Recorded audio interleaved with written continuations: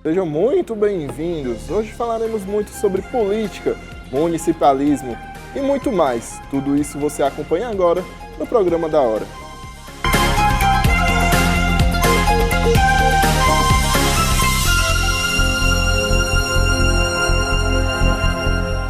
A TV União não se responsabiliza por conceitos, falas e diálogos entre os convidados em debates nos programas veiculados na grade. A direção.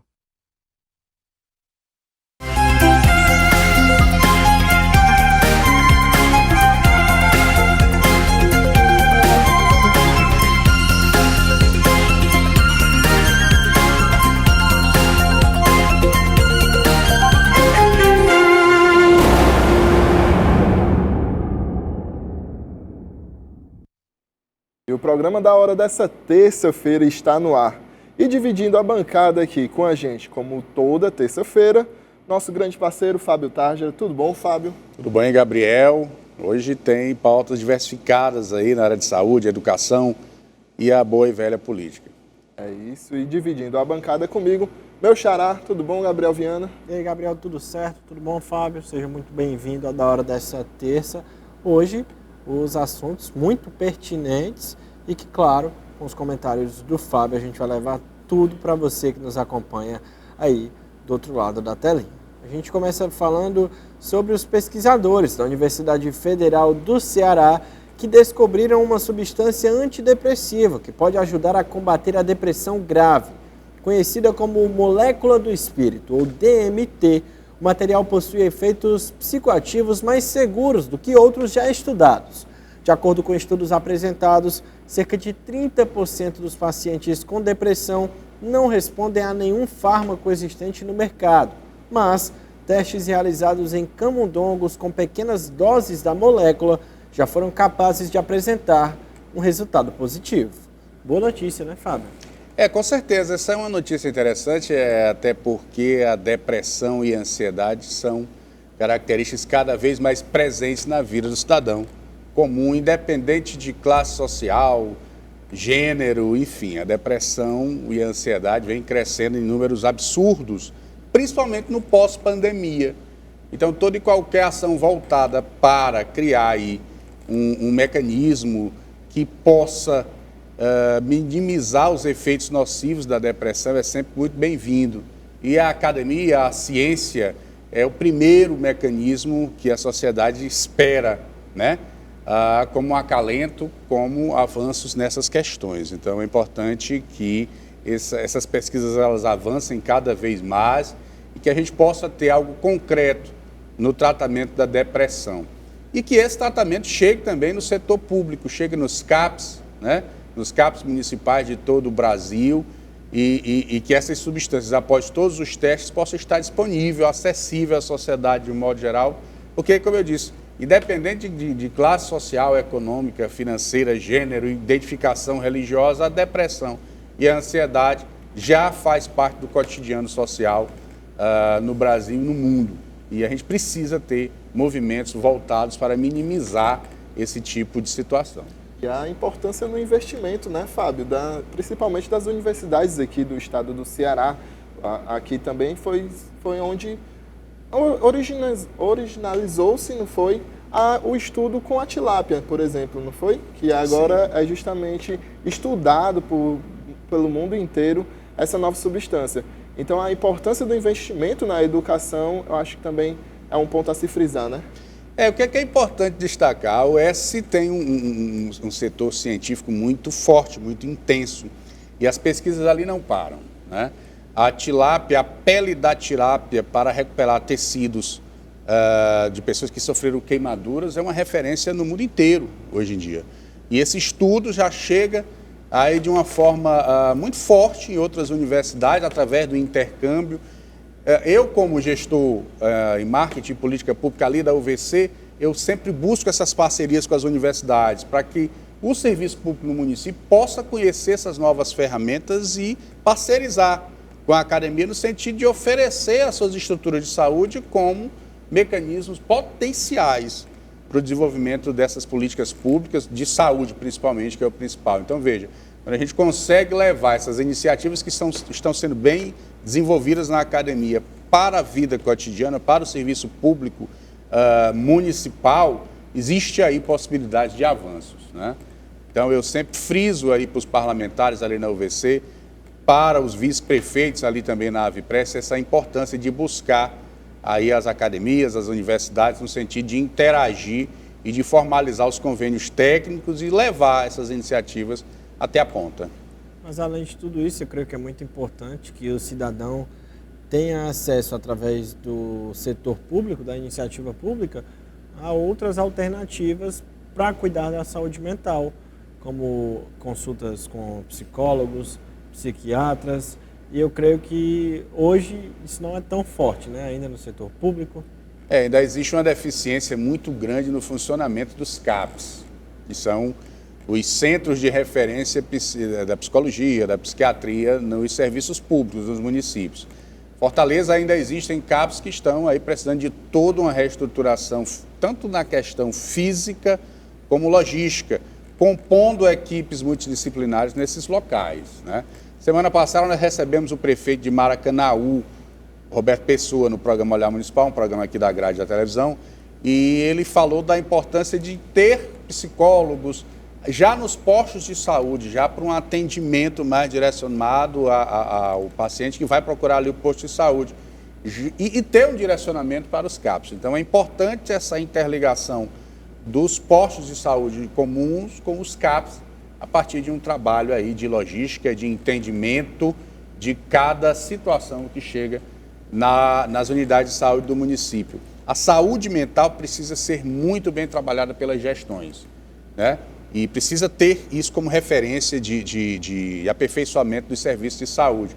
E o cidadão comum precisa ter esse suporte, principalmente o cidadão da periferia, que não pode muitas vezes contar com o suporte de um plano de saúde, que depende exclusivamente das estruturas de saúde do município. E até mesmo pessoas que têm um plano, muitas vezes buscam aí pagar consultas particulares, porque realmente os melhores profissionais estão ali naquela área, mas que devem, claro, ser inseridas na iniciativa pública. E outra coisa, você que está em casa, ficar atento aos sinais de pessoas próximas, muito importante, né, para ajudar. E caso seja com você, que você esteja sentindo algum desses sintomas, procure ajuda. Você não está sozinho e é muito importante que você procure ajuda, né, Fábio? Com certeza, os canais de comunicação fortalecem as iniciativas dessa busca, né, de orientar nessa questão dessa busca por ajuda. Repito, a saúde mental precisa ser muito bem trabalhada nesse momento, no pós-pandemia e por conta de inúmeras outras situações que a gente absorve no dia a dia. Então, a estrutura pública precisa se qualificar para oferecer um serviço fácil, de fácil acesso para o cidadão comum. É isso, e pelo menos 3 integrantes de uma facção criminosa carioca utilizavam aparelhos celulares dentro de um presídio cearense para negociar drogas. 2 deles foram alvos da Operação Carretilha, deflagrada pelo Grupo de Atuação Especial de Combate às Organizações Criminosas do Ministério Público do Ceará. Nesta sexta-feira, 2 mandados de busca e apreensão foram cumpridas contra os suspeitos em Fortaleza e em Cascavel, com o apoio do Departamento Técnico de Operacional da Polícia Civil do Ceará. Os alvos das ordens judiciais controlavam o tráfico de drogas no bairro Edson Queiroz, na capital, e nos municípios de Cascavel, mesmo presos no Centro de Execução Penal e Integração Social Vasco Damasceno, em Itaitinga, na região metropolitana de Fortaleza. Fábio, mais uma vez, então, o presídio cearense vindo à tona, né, por algum caso negativo. Nos últimos meses a gente vem se deparando com alguns casos, no mínimo, estranhos nos presídios de responsabilidade do poder público estadual. A gente consegue entender que nos últimos anos a gestão penitenciária no estado do Ceará criou uma série de mecanismos, uma série de ações disciplinares que objetivou um monitoramento mais intenso das ações do crime organizado a partir dos presídios. Mas, nos últimos meses, isso vem diminuindo, essa intensidade na fiscalização vem diminuindo e os casos de ações orquestradas para o crime organizado, partindo de dentro dos presídios, vem acontecendo com uma incidência maior. Né? Eu me lembro, um determinado momento da minha vida profissional, eu trabalhei na Assembleia Legislativa do Estado de Ceará e uma terça-feira, antes da sessão plenária, tinha um carro, um Corsa sedã prata, eu não esqueço nunca, que tinha ali uma suposta bomba, a ponto de explodir, porque o governador do estado ia mandar uma mensagem, na época do Camilo Santana, ia mandar uma mensagem para a Assembleia para cortar o sinal dos celulares dentro dos presídios. Isso causou uma indignação muito grande em quem comanda o crime organizado no estado do Ceará, as facções criminosas, os líderes que ali dominam os territórios de comercialização de drogas e de armas, por exemplo. E o que a gente consegue observar é que, apesar de, a partir daquele momento, existir uma intensificação maior nos presídios com relação à fiscalização, a gente passa a entender que essa realidade agora é outra. Existe uma diminuição e que o crime, mesmo dentro dos presídios, começa aí a fazer parte de uma situação maior de comando de tráfico de droga e de armas e de outras ações nocivas à sociedade. É preciso que o secretário, que é pulso firme de administração penitenciária, intensifique, volte a intensificar os mecanismos de fiscalização, volte a intensificar a disciplina dentro dos presídios para que o preso possa estar na condição de cumprir a sua pena, né, privado da liberdade, que é isso que a sociedade espera, que esteja realmente privado de liberdade e privado de desenvolver ações nocivas, porque senão vai ficar cada vez mais difícil viver na cidade de Fortaleza, viver no estado de Ceará, exatamente pelos avanços nocivos do crime organizado que está preso, ou pelo menos na Constituição e na jurisprudência para estar preso. Mas se comanda ações de dentro do presídio, a gente contesta até esse conceito de liberdade. Infelizmente, o crime organizado está dominando o país inteiro, né, Fábio? Porque ontem a gente viu cenas no Rio de Janeiro realmente assustadoras por conta de um chefe da milícia que foi morto num confronto com a polícia. E aí, acho que mais de 30 ônibus foram queimados, um trem também foi queimado. Eu vi um vídeo de passageiros de um ônibus voltando para casa num caminhão cegonha. No lugar dos carros, estavam os passageiros tudo aberto ali, realmente muito perigoso. Ontem, a cidade do Rio de Janeiro, a cidade maravilhosa, viveu um verdadeiro caos, né? É verdade, o crime organizado vem tomando de conta desse país de uma forma muito rápida e quem contesta essa realidade é porque vive fora até do planeta, né?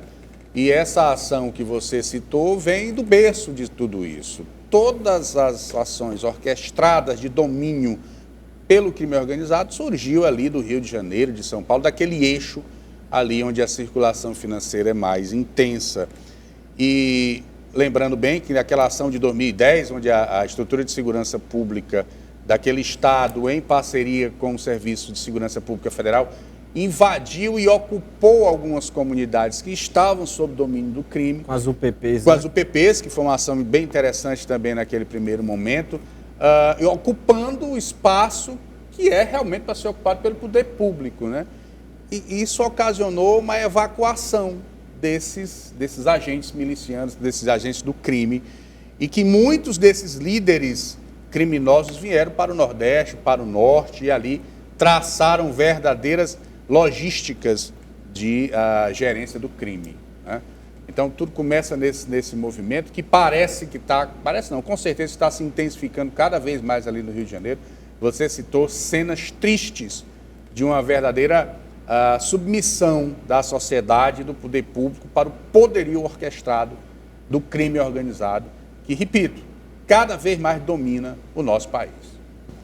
É isso, mudando de assunto, cientistas da Universidade Estadual do Ceará criaram um fungicida natural que é capaz de proteger mais de 500 espécies de plantas, como o cajueiro, coqueiro e pé de acerola, contra doenças como a podridão seca, que é causada pelo Lasiodiplodia theobromanae. A descoberta recebeu uma carta patente do Instituto Nacional da Prioridade Industrial. Os próximos passos dos pesquisadores serão para comercializar o produto e para realizar outros testes na avaliação do uso farmacológico da substância. As informações foram divulgadas pela comunicação da universidade. O fungicida pode proteger plantações inteiras com baixo custo e de forma natural, o que pode beneficiar muitos que dependem da agricultura familiar para o sustento. Além disso, há a possibilidade do uso como medicamento para humanos, conforme o estudo avança. E aí entra o que o Gabriel falou, novamente, da pesquisa universitária, e aí entrando num campo que gira bastante a economia do nosso país, que é a agricultura e a agricultura familiar, né? Sim, não tenha dúvida. E veja, é mais uma ação intensa da academia, das pesquisas, que pode beneficiar diretamente a todos nós. Porque a agricultura, tanto familiar como em uma larga escala empresarial, ela precisa de substâncias que vão ali combater as pragas. Fato. Isso é um fato, não adianta. Quem produz na agricultura sabe do que eu estou falando. Agora, o grande movimento que vem ganhando força a partir da agricultura familiar é exatamente a utilização de substâncias que não sejam tão nocivas na produção, né? que não interfiram diretamente no desenvolvimento das culturas agrícolas e que não prejudiquem a saúde. E essa ação mais natural, que vem a partir dos estudos, ela vai, sem sombra de dúvida, beneficiar a toda uma cadeia produtiva. E com baixo custo, né? Porque muitas vezes, por que eles utilizam esses fármacos aí que são tão pesados e tão nocivos, até mesmo a gente? Porque tem um custo menor. Tem um custo menor. Então, a partir do momento que esse tipo de ação mais natural é produzido em larga escala e com o suporte dos poderes públicos, que precisa se entender que precisa de orçamento público para o desenvolvimento desse tipo de pesquisa, inclusive de colocar esse produto à disposição no mercado. Porque, veja, se não houver essa interferência dos poderes públicos, não vai avançar, tá? Então, quanto mais se utilizar substâncias naturais, melhor para a qualidade de vida, melhor para o alimento que está sendo produzido lá no seu sítio, na sua propriedade, que esse alimento vai chegar na mesa do consumidor, de todos nós. O governo federal tem um programa chamado Mesa Brasil, que é um programa que visa ali adquirir produtos da agricultura familiar para chegar às escolas dos municípios, chegar às repartições públicas, onde o próprio governo federal manda o dinheiro para que o município vá adquirir esses produtos através de formalização de convênio de cooperação técnica com as associações. Então, você veja, quando esse tipo de produto vai estar limpo, sem os fertilizantes, sem os agrotóxicos, é muito bom para a criança, muito bom para o cidadão comum, muito bom para as repartições públicas que vão receber, sem sombra de dúvida, um produto limpo e fora dos agrotóxicos. E muito pior, muitos estados ali da região sul, o que é que esses grandes fazendeiros de larga escala fazem, ou até mesmo da agricultura familiar.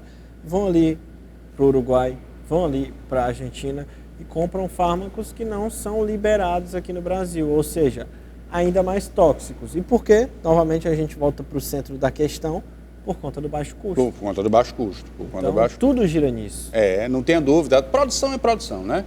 Tudo gira em torno da diminuição do custo de produção. Por isso que se utiliza esse tipo de mecanismo. Mas a gente espera que com o avanço dessas pesquisas a gente possa ter a certeza de que o nosso alimento vai vir com mais qualidade para a nossa mesa. E aí realmente o agricultor, se sair algo desse tipo em larga escala e com custo baixo, vai priorizar. Ele não tem mais desculpa. Não tem dúvida. Se bater uma fiscalização lá, qual é a desculpa que ele vai ter agora? Nenhuma.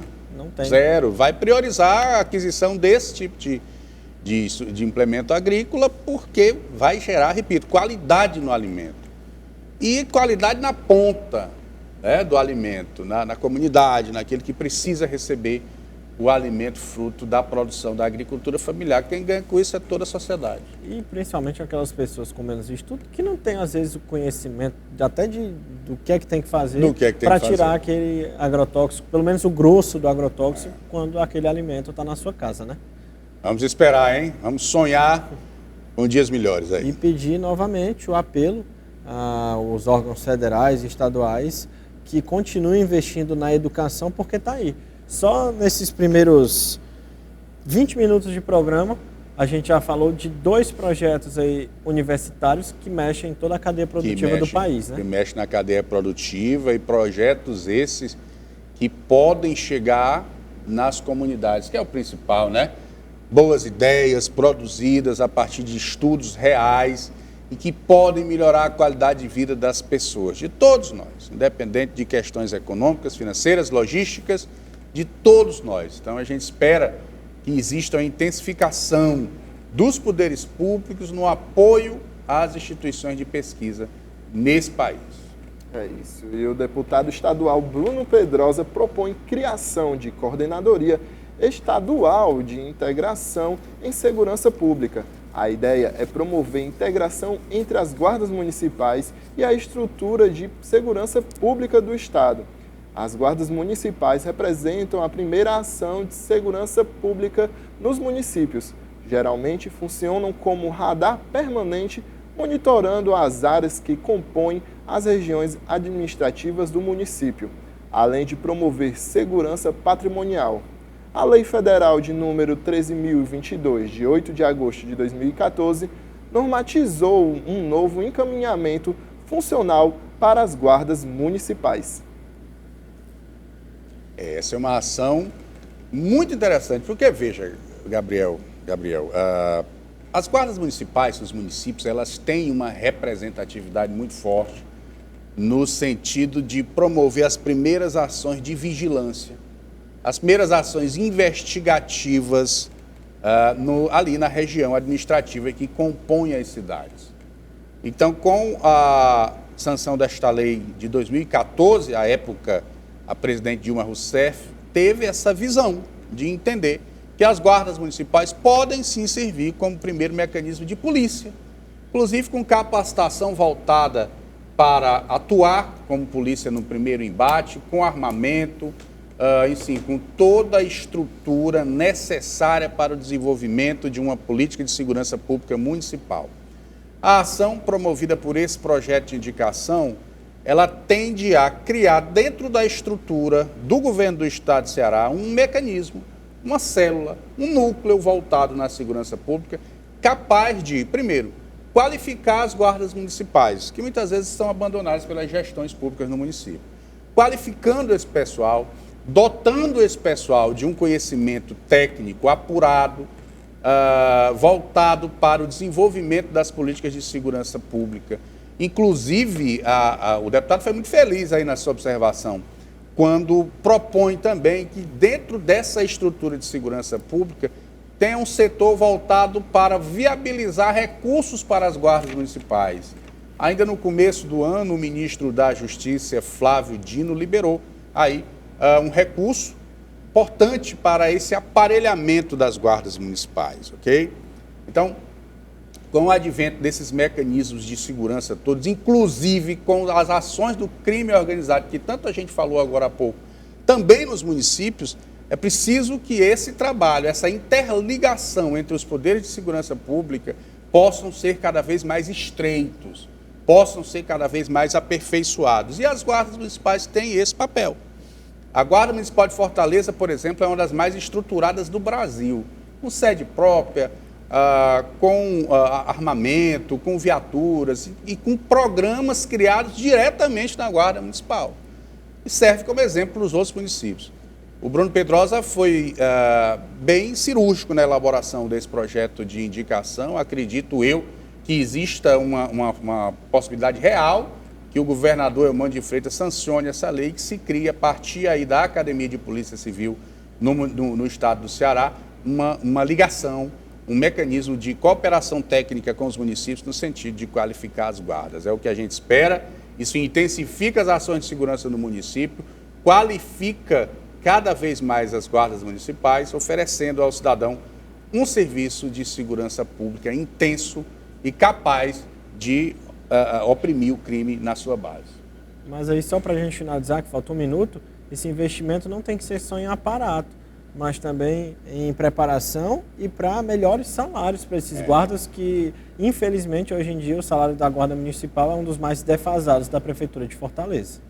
Sim, sim, com certeza. Com a qualificação, com a busca por recursos, né, recursos federais principalmente, vai existir essa questão também da qualidade do salário desses guardas municipais. Se aqui em Fortaleza, que tem uma estrutura bacana, o salário é ruim, que dirá ali nos municípios, né, onde geralmente as guardas municipais não são muito valorizadas. Mas fica aí a observação do deputado Bruno Pedrosa, que apresentou esse projeto de indicação semana passada, e acredito eu que o governador Eumano de Freitas vai sinalizar positivo. Então é isso. Da hora vai para um rápido intervalo, mas não sai daí, porque a gente volta já.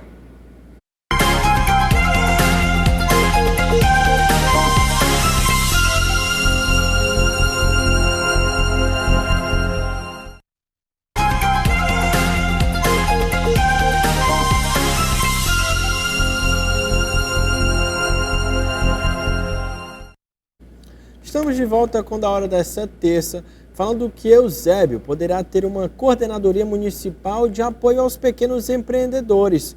Aprovado na sessão plenária no último dia 9, a indicação número 34 de 2023, de autoria do vereador Francisco França, que trata da criação da Coordenadoria Municipal de Apoio aos Micros, Pequenos e Médios Empreendedores.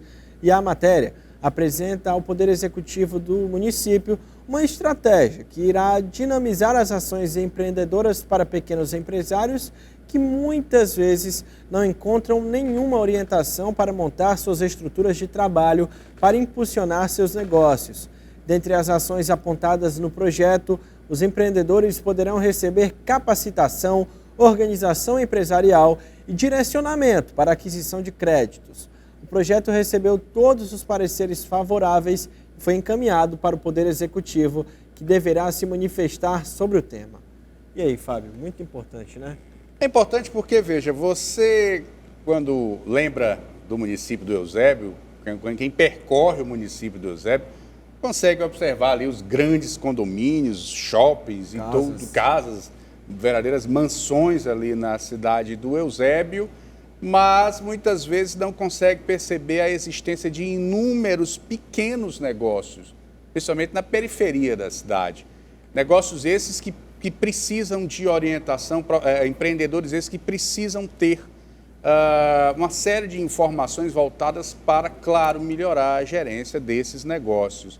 E por incrível que pareça, na gestão pública do município do Eusébio não existe uma Secretaria de Desenvolvimento Econômico, que seria o órgão voltado para absorver essa demanda oriunda da cidade, dos pequenos, dos micro, pequenos e médios empreendedores.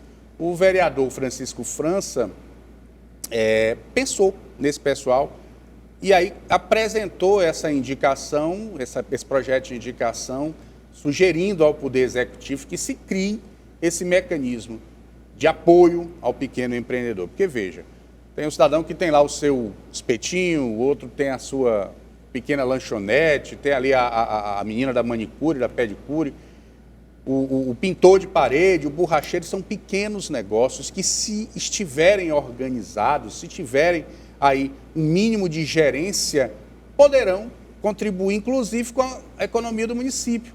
Se formalizarem como MEI, por exemplo, vão poder contribuir economicamente com o município, vão poder contribuir com o INSS, vão ter todo o suporte dos poderes públicos no sentido de ampará-los em caso de algum acidente, por exemplo.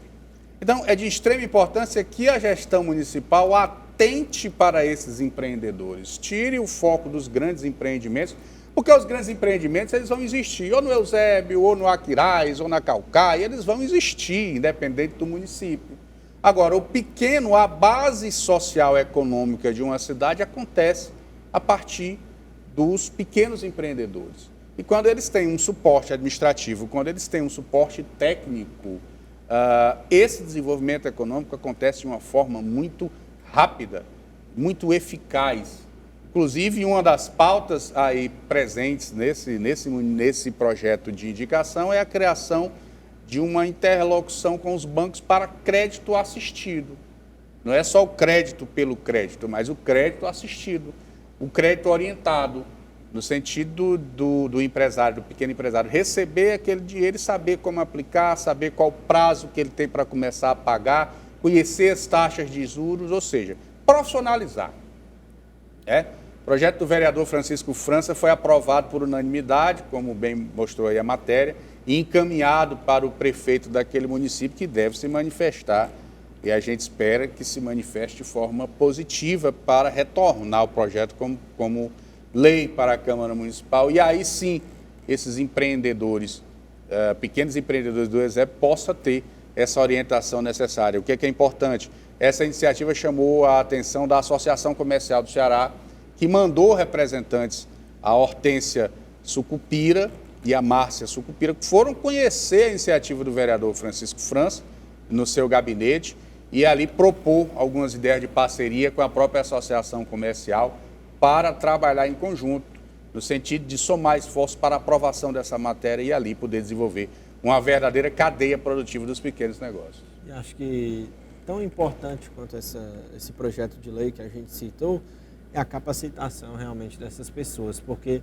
de nada adianta você ter um pequeno negócio, um médio negócio, até mesmo grande, próspero, mas se você não tiver, por exemplo, o mínimo de educação financeira, você vai quebrar, né? Com certeza, é educação financeira, gestão de negócio, porque o grande um dia foi pequeno, né? E ele só conseguiu ser médio e grande através de orientações, através de capacitações, de linhas de crédito específica com a taxa de juro menor, todas as ações necessárias para poder criar ali sua estrutura empresarial satisfatória. Então, vamos aguardar um posicionamento agora do Executivo, já que a Câmara Municipal aprovou a iniciativa. O Tribunal de Contas do Ceará divulgou neste mês de outubro o resultado de ações de fiscalização em 10 secretarias municipais de educação. De acordo com o órgão, elas motivaram a solução das irregularidades constatadas e promoveram a devolução de uma quantia maior que 400 mil aos cofres públicos. Entre as gestões municipais com processos julgados, apareceram Missão Velha, Trairi, Moraújo, Maranguape, Maracanaú e Forquilha. O processo envolvendo a Prefeitura de Ipu foi comunicado ao Ministério Público para tomar providências. Os que têm as administrações de Jardim e Juazeiro do Norte como alvo ainda serão julgados. Essa ação forte aí, né, do Tribunal de Contas, buscando fiscalizar de uma forma mais intensa as prefeituras municipais, que têm seus orçamentos públicos para ser aplicado em situações reais e venha melhorar a qualidade de vida das pessoas. Mas, infelizmente, cotidianamente a gente se depara com movimentos de corrupção, de desvio de finalidade da coisa pública, de falta de gestão apropriada desses orçamentos. Orçamentos esses que são seus, que são nossos, frutos de impostos. E muitas vezes as câmaras municipais não desenvolvem ali com uma certa qualidade o seu dever constitucional, que é fiscalizar a coisa pública. Aí entra o Ministério Público, aí entra o TCE, aí prestando conta com a sociedade desses movimentos de fiscalização, dessa devolução de dinheiro público que estava ali, vamos dizer que voando, né, solto, sem uma aplicação coerente, sem uma aplicação eficaz para melhorar o serviço de saúde, da educação, da estrutura física do município, enfim, de todas as ações que envolvem o poder público. E o poder público municipal, que é o primeiro, que é o que precisa estar extremamente atuante na base, porque as pessoas vivem, nós vivemos nos municípios. O Estado e a Federação são entes jurídicos e fictícios.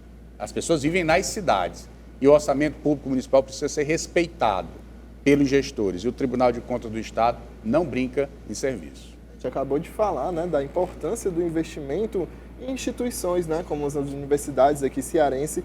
E então entristece, né, o pessoal de casa uma situação como essa, né, Fábio? Um investimento que poderia estar melhorando a situação de escolas municipais e sendo desviado, assim podemos dizer, e a gente não sabe aí para o destino. Vamos dizer que o bichinho está voando, né, Gabriel? Porque senão vão zangar com a gente aqui. Vamos Exato. dizer que está voando lá o dinheiro, de repente ele sai voando. Mas é verdade. Dinheiros que estão ali aplicados ou voando nas nuvens da corrupção deveriam estar sendo aplicados em projetos sociais, em programas.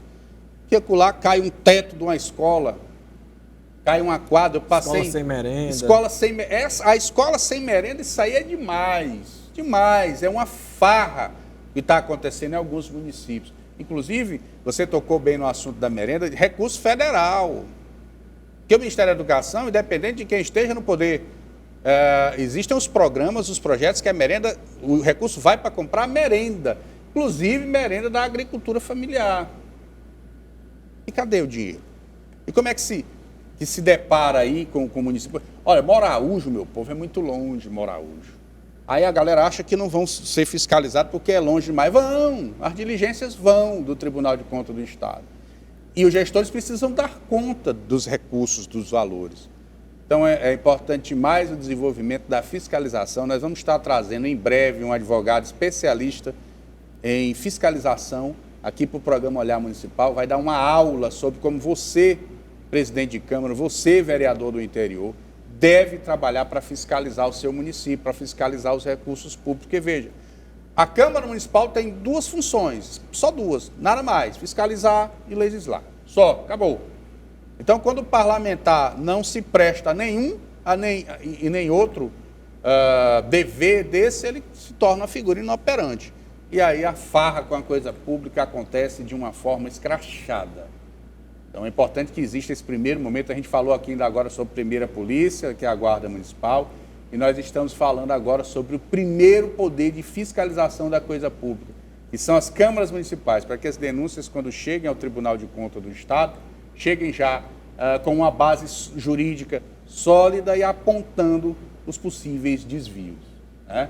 Então, fica a dica para os gestores municipais operacionalizarem melhor os seus recursos e para as câmaras municipais fiscalizarem esses recursos de uma forma mais responsável, direta e sem amarras políticas.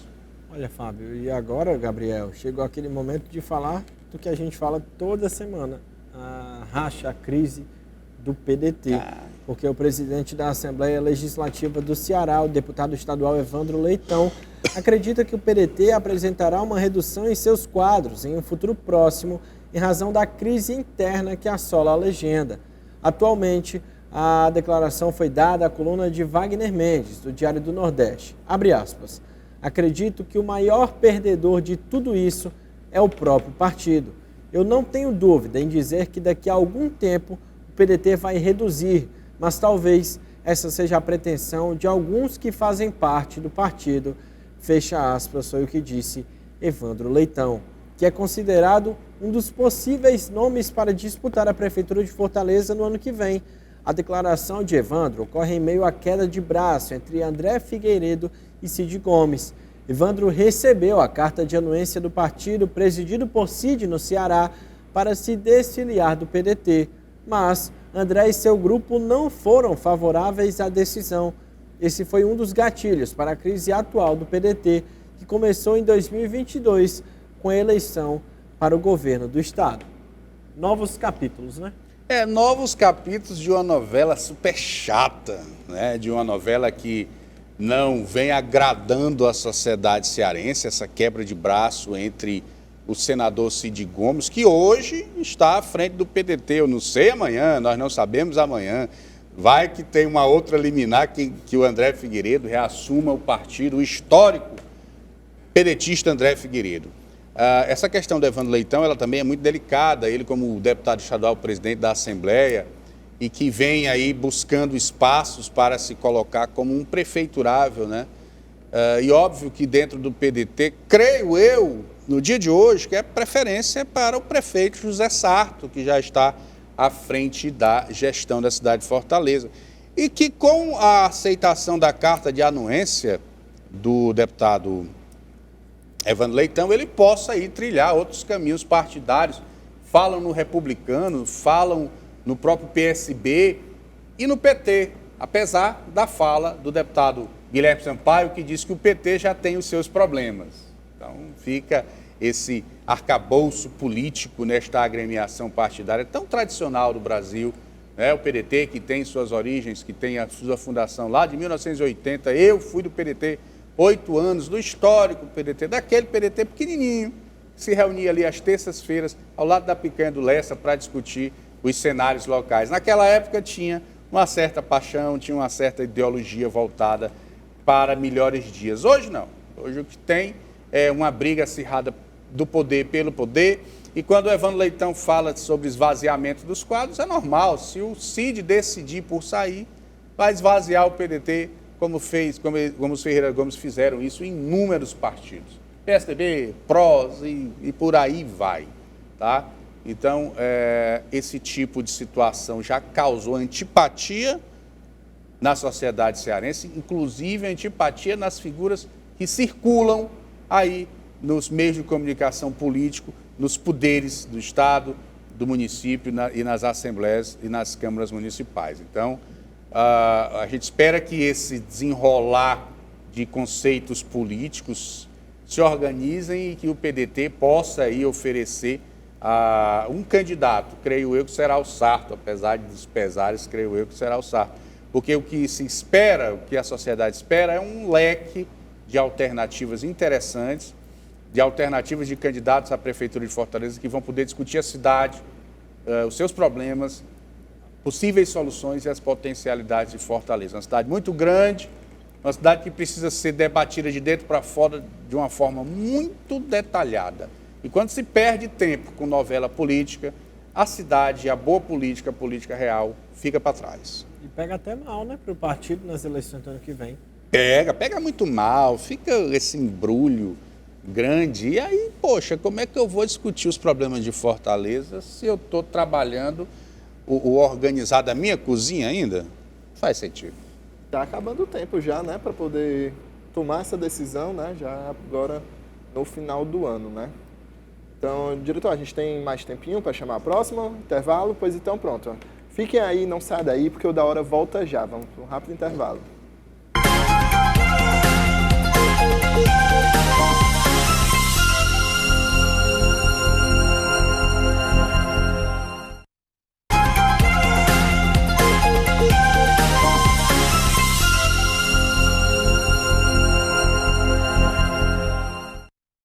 O Da Hora dessa terça-feira está de volta.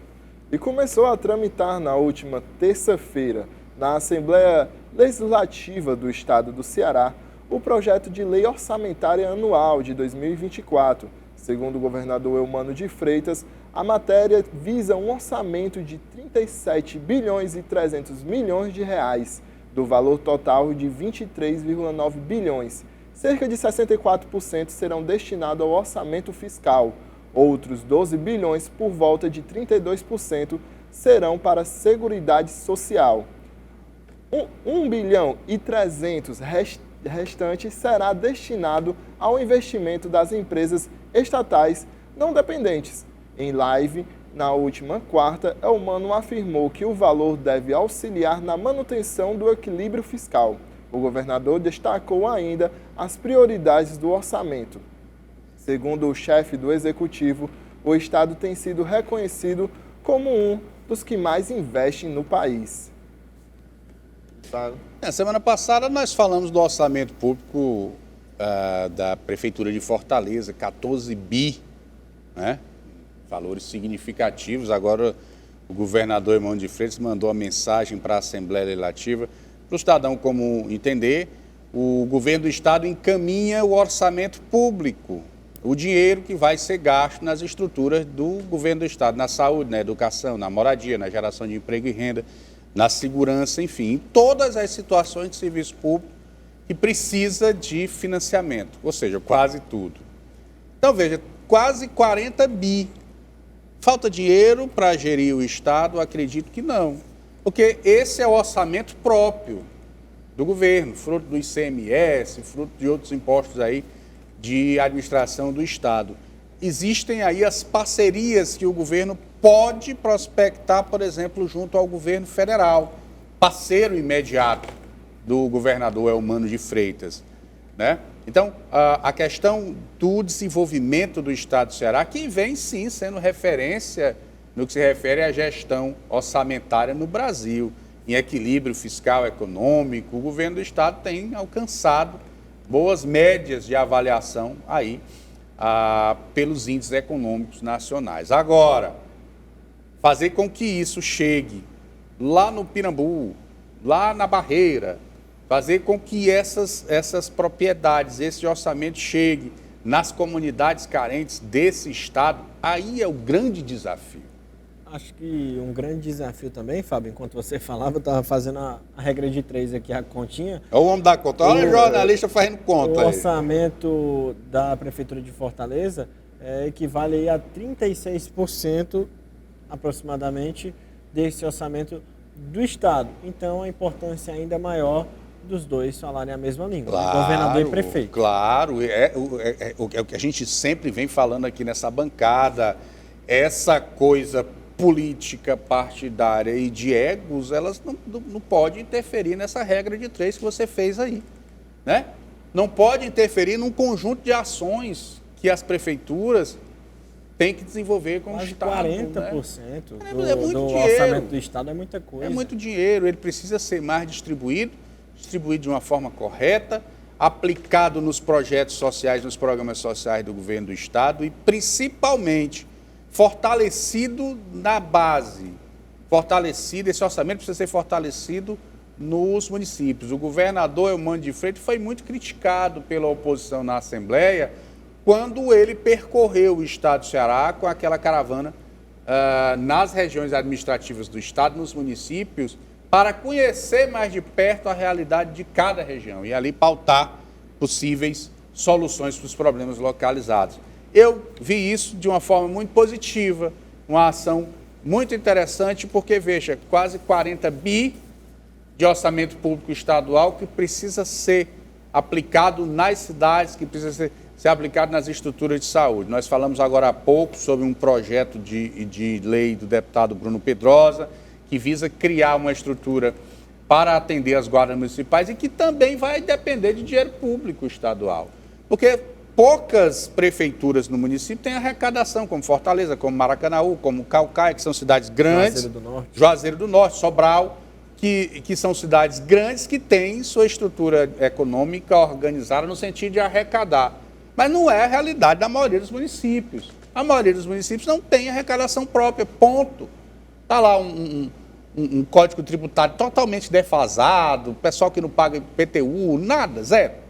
Então depende exclusivamente depende do governo federal, com relação ao fundo de participação dos municípios, e de parcerias com o governo do estado. Então veja, 37 bi, quase 40 bi, precisa chegar principalmente nesses municípios que não têm arrecadação própria. E os que têm arrecadação própria aperfeiçoada, precisam sim se organizar junto ao governo do estado, quebrar as amarras políticas. Eu passei 1 hora conversando com uma pessoa falando sobre amarras políticas em um determinado município do estado de Ceará, de médio porte. O que interfere que os programas cheguem na cidade, né? Interfere diretamente por questões de que a pessoa, o prefeito, não votou no governador. Tem cidades que o prefeito e o vice estão brigados. A maioria. A grande maioria, Viana, a grande maioria funciona desse jeito. Então, veja, a sociedade precisa estar presente no desenvolvimento desse orçamento aí. É preciso que o cidadão comum, eu sempre venho pautando isso nessa bancada, o cidadão comum precisa se organizar em sociedades, precisa se organizar em associações no sentido de buscar participar desse orçamento, apresentar sugestões a esse orçamento, dinamizar a operacionalização da coisa pública, do serviço público. Porque esse dinheiro, ele serve para as comunidades, para as estruturas de saúde, para diminuir, por exemplo, vamos ser práticos aqui, o translado de pacientes lá do município do Mirim, seja lá qual for, para Fortaleza. Se eu tiver uma estrutura de saúde pública organizada na minha região administrativa, eu não vou tirar um paciente da cidade, fazer com que ele rode 2 horas numa ambulância sucateada, geralmente, para chegar a Fortaleza, que já vai encontrar aqui um serviço público, totalmente cheio de gente. Eu vi uma manchete hoje, não me lembro em qual veículo, mas que o L ponto do IJF... E funciona, está funcionando? Nunca vi. Não funciona há um tempo. E que os passageiros que vêm de helicóptero estão pousando a mais ou menos 9 quilômetros do hospital para depois pegar... E tem lá o L ponto. Tem, há muito tempo. Até mesmo, perdão a interrupção, até vezes na praça, né? A gente Da praça, já vi situação na praça, né? Do helicóptero ter que pousar no meio da praça. Então, veja, se eu tenho uma estrutura de saúde organizada... Isso é em Fortaleza. Fortaleza. Nas regiões administrativas, com esses hospitais regionais funcionando em sua capacidade total, atenção, governador Eumano de Freitas, coloque os hospitais para funcionar na sua capacidade total. Parcerize com os municípios e também crie situações de médio porte. Formalize convênios com os hospitais municipais para melhorar a qualidade de atendimento nos hospitais municipais. São situações, sim, que podem ser desenvolvidas a partir de um orçamento desse tamanho. Podem. E vai diminuir a necessidade do paciente vir para cá, para Fortaleza. Ações como essa precisam ser bem debatidas ali na Assembleia e precisam acontecer de uma forma mais rápida para que a gente possa ter esperança em bons dias. Olha, e o presidente do Banco Central, Roberto Campos Neto, afirmou há pouco que a indústria brasileira de cartão de crédito vai mudar muito nos próximos 3 ou 4 anos. Uma das mudanças será o fim do uso físico, devido à introdução da moeda digital. A declaração foi feita durante a participação no painel Brazil's Payments Revolution, a Model for the World, a revolução dos pagamentos no Brasil, um modelo para o mundo, promovido pelas American Society Council of the Americas em Miami, nos Estados Unidos. Campos Neto comentou que na área da tecnologia há mais coisas para fazer do que já fizemos. Ele lembrou que está em andamento o Open Finance e o desenvolvimento do Drex, a futura moeda digital brasileira, mas que há ainda o que avançar em termos de tokenização e monetização de dados. Mas é isso aí que ele falou mesmo, né? Hoje em dia, cada vez menos as pessoas usando o dinheiro físico. Eu nunca mais vi dinheiro. Já tudo funciona por Pix e daqui a pouco a moeda digital brasileira vai ser criada, né? Eu nunca mais vi dinheiro, papel, nunca mais vi, né? O avanço aí das tecnologias para a economia vem acontecendo de uma forma muito rápida até. A gente se surpreende. Eu, por exemplo, eu estou feliz com isso aí porque eu perco todos os meus cartões. Eu sou especialista em perder os cartões. Todo tempo estou pedindo cartão novo. Então, como a tendência é que os cartões se acabem, o cartão físico é importante. E realmente essa é a tendência. Com, por exemplo, a criação do Pix, muitas transações passam a acontecer a partir dos smartphones. E ações como essa, elas intensificam, inclusive, a economia popular.